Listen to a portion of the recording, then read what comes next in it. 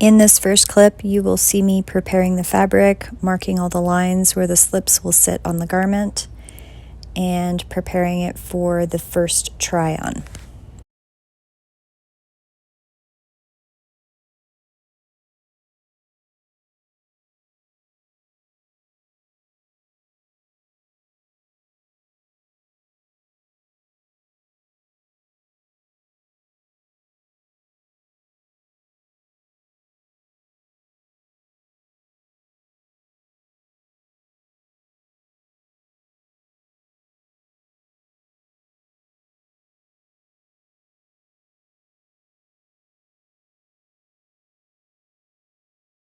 In this clip, you will see me preparing the slips for the application onto the actual garment. I am actually straightening all of the lines on the ground fabric so that it lays straight without puckering.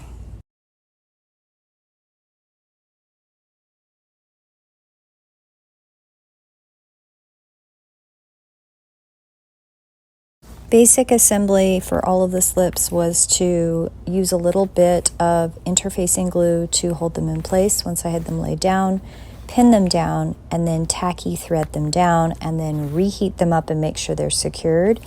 And then I had to roll each one of the slips background down and hand stitch it to the ground fabric.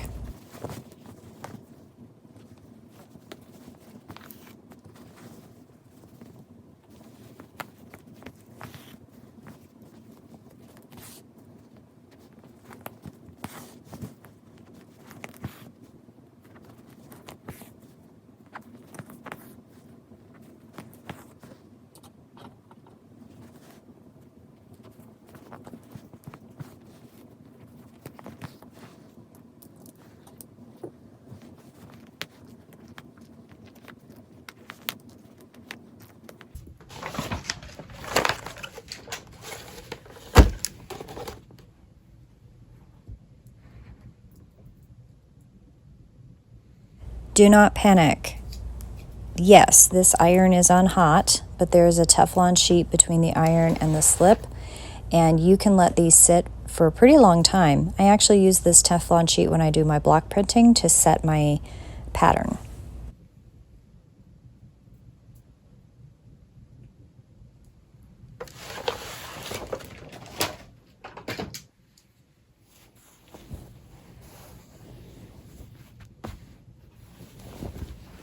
Here I just wanted to show you what a slip looks like once all the edges are turned down, as well as the back and how it looks with all the threads tacked on the other side.